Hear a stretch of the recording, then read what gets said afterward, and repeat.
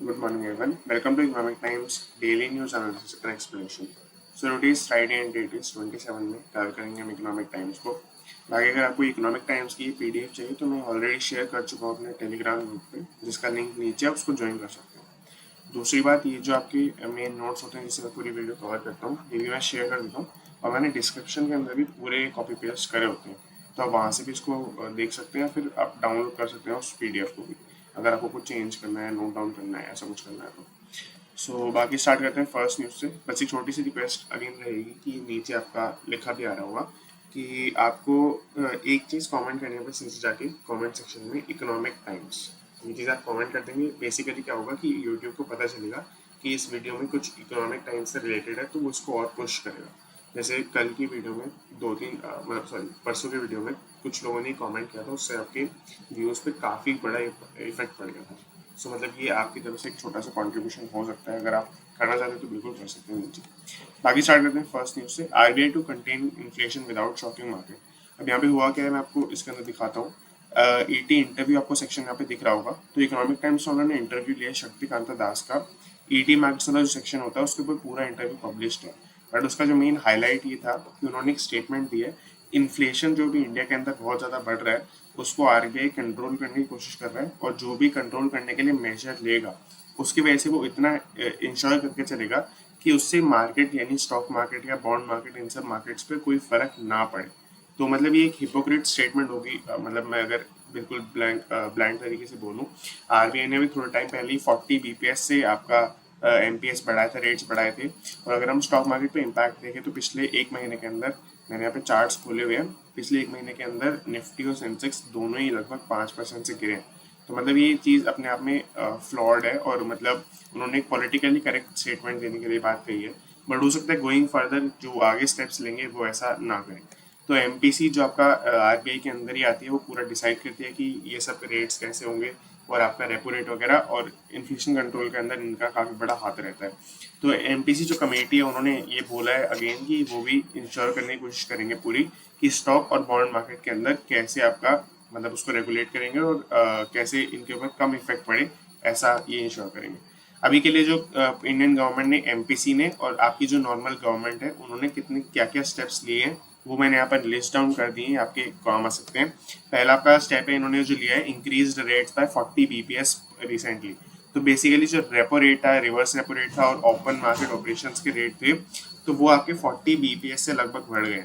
40 BPS का मतलब मैं यहाँ पे एक्चुअली लिख ही देता हूँ। 40 बीपीएस का मतलब होता है आपका 0.4% के आसपास, मतलब आसपास नहीं, एक्यूरेटली। और बीपीएस का मतलब होता है जैसे 100 बीपीएस मिलकर एक परसेंटेज बनाते हैं, तो 1 बीपीएस हो गया आपका 0.01%। तो ये आपका इस तरीके से 40 बीपीएस 0.4% है, और इसकी वजह से इन्फ्लेशन कंट्रोल करने की कोशिश की गई है। अब ये ऐसा डायरेक्ट स्टेप है जिससे स्टॉक मार्केट के ऊपर बहुत बड़ा फर्क पड़ेगा। तो मतलब ऐसा हम नहीं कह सकते कि स्टॉक मार्केट पे फर्क नहीं पड़ेगा। सेकेंड पॉइंट है फ्यूल टैक्स कट्स। तो फ्यूल पे जो आपकी गवर्नमेंट टैक्स लेती है वो भी गवर्नमेंट ने कट कर दिया है। इसी वजह से इंडिया में फ्यूल का प्राइस उतना भी ज़्यादा वोलाटाइल नहीं हुआ है।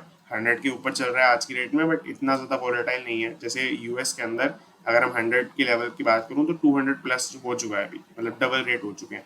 तो मतलब उतना वोलेटिलिटी नहीं आ रही है, क्योंकि यहाँ की गवर्नमेंट जो टैक्स लेती थी वो उन्होंने अभी के लिए लेना बंद कर दिया है, तो उसकी वजह से कॉस्ट कटिंग हो गई है। थर्ड पॉइंट है आपका एक्सपोर्ट बैन कर देना। स्टील, शुगर और वीट, ये तीन चीज़ों की एक्सपोर्ट बैन कर दिया गवर्नमेंट ने कुछ टाइम से। इसके बारे में हम एक और न्यूज़ देखेंगे आगे। इससे हुआ क्या बेसिकली कि डोमेस्टिक सप्लाई बढ़ जाएगा। डोमेस्टिक सप्लाई बढ़ने का मतलब है कि जो लोग बाहर एक्सपोर्ट करते थे वो कहीं ना कहीं तो सेल करेंगे।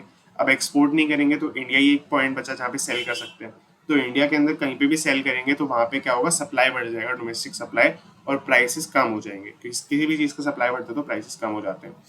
आगे चलते सेकेंड न्यूज़ पे, mobile, fridge, TV makers slash output targets. तो बेसिकली यहाँ पर आपकी इलेक्ट्रॉनिक्स के मेकर्स की बात हो रही है, जो आपकी मोबाइल, फ्रिज, टीवी, इन सब, इनको वाइट गुड्स इंडस्ट्री भी बोला जाता है।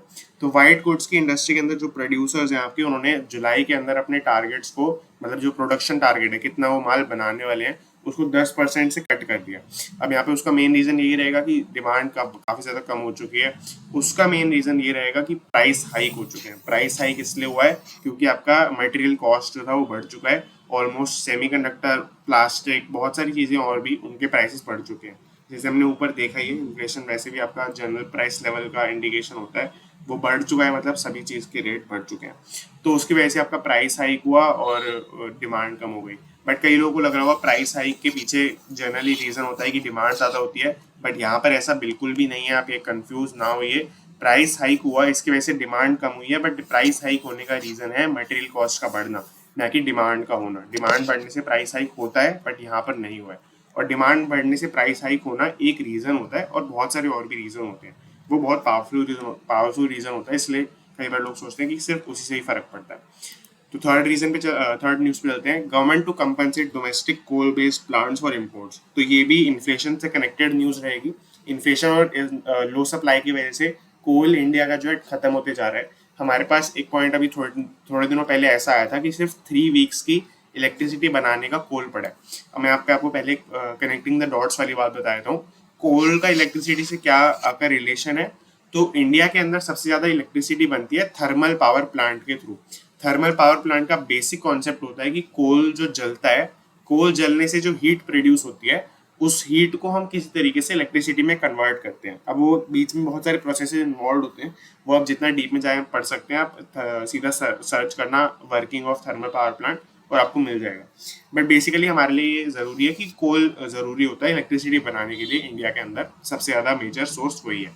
तो अब इससे हुआ क्या? इससे क्या होगा कि कोल की सप्लाई बहुत कम हो गई और कोल की डिमांड बढ़ गई, क्योंकि समर का टाइम है, समर में इलेक्ट्रिसिटी ज़्यादा कंज्यूम होती है। इसकी वजह से हमारे पास एक ऐसा पॉइंट आया जब 3 वीक्स की इलेक्ट्रिसिटी बनाने का कोल बचा था। तब वहाँ पे गवर्नमेंट ने क्या किया? गवर्नमेंट ने अपना एक इमरजेंसी क्लॉज लगाया था, इन्वोक्ड एन इमरजेंसी क्लॉज। इसमें क्या किया उन्होंने? इसमें क्या करेंगे, मतलब ये इमरजेंसी क्लॉज नहीं है जो कंपनसेट टू प्लांट्स लिखा है, वो मैं बताता हूँ। तो क्लॉज उन्होंने लगाया और उन्होंने बोला कि अब क्या ये मैंडेटरी है, जो भी कोल का पावर प्लांट है उनको क्या करना पड़ेगा? उनको इम्पोर्ट करके कोल, बाहर से मंगाया हुआ कोल मिक्स करना पड़ेगा लोकल कोल के साथ। वो सिर्फ लोकल कोल का इलेक्ट्रिसिटी नहीं बना सकते, उनको ब्लेंड करके बनाना पड़ेगा। तो ये इसका मेन रीजन यही था कि इम्पोर्टेड कोल भी चलता रहे और यहाँ का जो लोकल कोल है वो भी थोड़ा थोड़ा चलता रहे। क्योंकि क्या होता है, एक नेगेटिविटी फैल जाती है। अगर लोकल कोल खत्म ही हो जाएगा तो फिर उसका प्रोडक्शन वापस से पूरा स्टार्ट करना, सिर्फ इम्पोर्ट्स के बेसिस पे काम करना थोड़ा और मुश्किल हो जाएगा। अब इसकी वजह से ये हुआ, अब यहाँ पर क्या हुआ कि सिंस उनको इम्पोर्टेड कोल मंगाना पड़ेगा तो उनका प्राइस जो है बहुत ज़्यादा बढ़ जाएगा, उनकी कॉस्ट बढ़ जाएगी। तो उसकी वजह से जो पावर प्लांट वाले लोग थे, पावर प्लांट वाले कंपनीज थी, उन्होंने क्या किया, उन्होंने गवर्नमेंट को बोला कि आपको हमें इसके लिए अगर कराना है तो हमें कंपनसेशन देना पड़ेगा, नहीं तो हम नहीं करेंगे क्योंकि हमारी कॉस्ट बहुत ज़्यादा बढ़ जाएगी। तो उसके लिए कंपनसेशन अब गवर्नमेंट दे रही है। और यहाँ पर गवर्नमेंट ने सेट किया है minimum 15% of the week supply will be provided.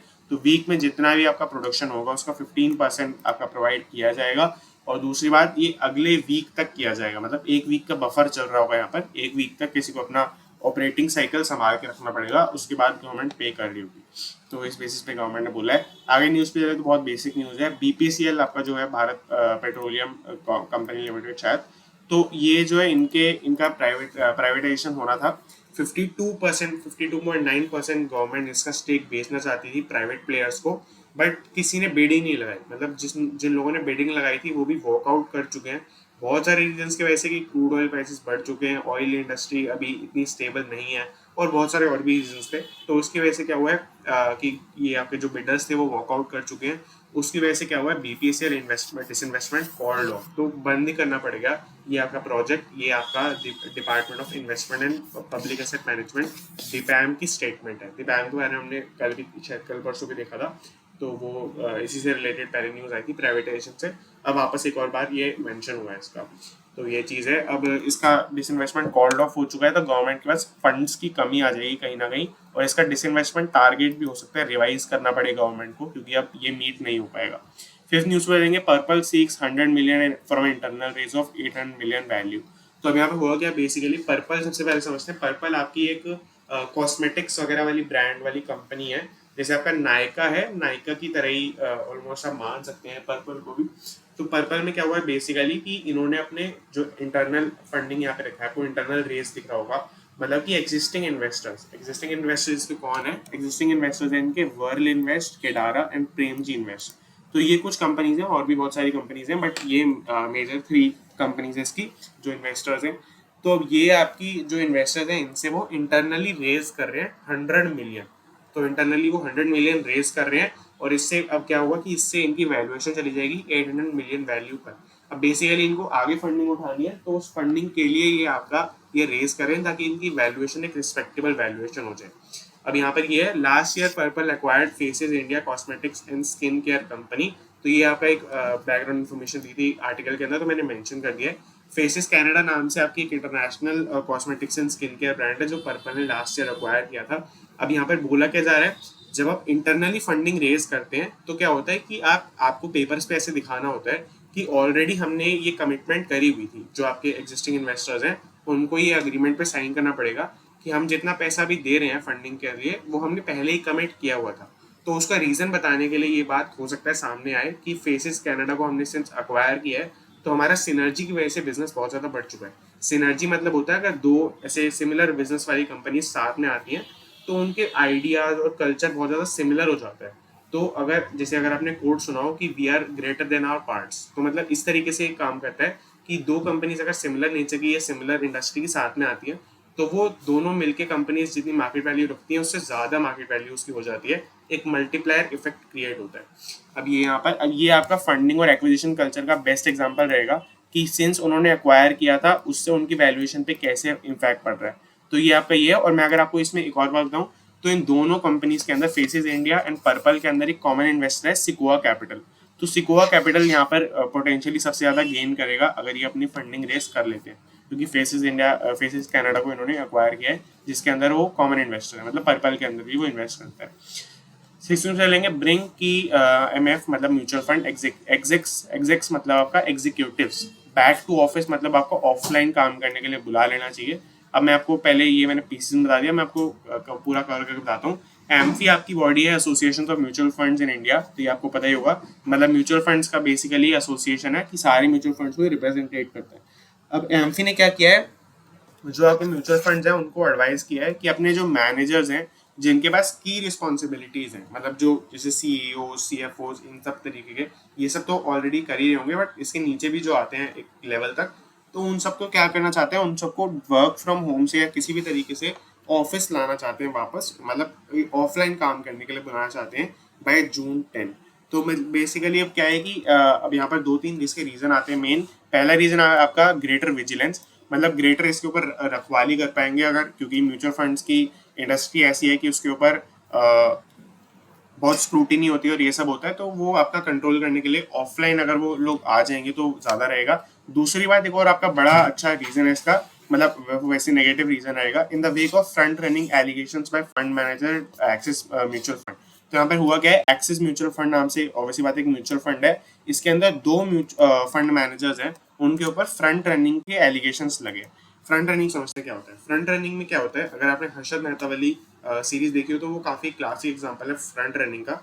अब इसमें होता क्या है कि कोई इन्वेस्टर अगर होता है बड़ा इन्वेस्टर, तो वो पहले किसी स्टॉक के अंदर पोजीशन ले लेता है। अगर फॉर एग्जांपल उसने बाय कर लिया स्टॉक, फिर वो क्या कह रहा है, फिर वो लोगों को बोल रहा है कि ये स्टॉक बहुत अच्छा है, क्योंकि वो फंड मैनेजर है। तो फंड मैनेजर की बात सब लोग सुन रहे होंगे और हो सकता है वो अपने फंड को ही यूज कर ले, जो इसको फंड मैनेज कर रहा था उसी को यूज कर ले और वो फिर उसको बाय कर दे। तो फिर हुआ क्या कि मान लेते हैं जिन लोगों ने बाद में बाय किया है, जिस फंड से उसने बाद में बाय किया, उसको प्रॉफिट्स हुए ना हुए हो, बट उसको जरूर खुद को पर्सनली प्रॉफिट हो जाएंगे, क्योंकि उसने जिस प्राइस पे एंटर किया उसके बाद बाइंग प्रेशर बहुत ज्यादा आ गया होगा, तो वो आपका प्राइस बढ़ गया होगा, तो उसको बहुत ज्यादा प्रॉफिट हो जाएगा। ये फ्रंट रनिंग होती है और ये आपको लिटरली भी समझ में आ रही होगी। फ्रंट रनिंग मतलब आगे भागना हुआ लिटरल हिंदी के अंदर। तो ये आगे जब बढ़कर पहले इन्वेस्ट कर दे रहा है उसी चीज के अंदर जिसके ये बाद में रिकमेंड कर रहा है, तो इस तरीके से आपका फ्रंट रनिंग रहता है। 7 न्यूज में लेंगे, PSB to pay record 7687 crore dividends to government this year. PSB मतलब होता है आपका पब्लिक सेक्टर बैंक, जैसे कि आपका SBI, UPI, Canara bank, bank of India वगैरह, ये सब आपके मिल करके 7867 करोड़ रुपीस का डिविडेंड देने वाले हैं सारी कंपनीज। मतलब ये चार नहीं है, बहुत सारी और भी कंपनीज बैंक्स हैं इसके अंदर, पब्लिक सेक्टर बैंक्स। तो ये चीज़ है। अब ये कैसे डिविडेंड देंगे गवर्नमेंट को, क्योंकि ऑब्वियसली बात है गवर्नमेंट होल्ड करती है इनके अंदर आपका जो मतलब स्टेक है, तो जो भी आपका डिविडेंड होगा जितना परसेंटेज वो गवर्नमेंट को ही जाता है। और मैं आपको बताऊं यहाँ पे एक फन फैक्ट है, गवर्नमेंट जो आपकी पब्लिक सेक्टर है, पब्लिक किसी भी कंपनी के अंदर होल्डिंग रखती है, वो प्रेसिडेंट ऑफ इंडिया नाम के डीमैट अकाउंट से रखती है।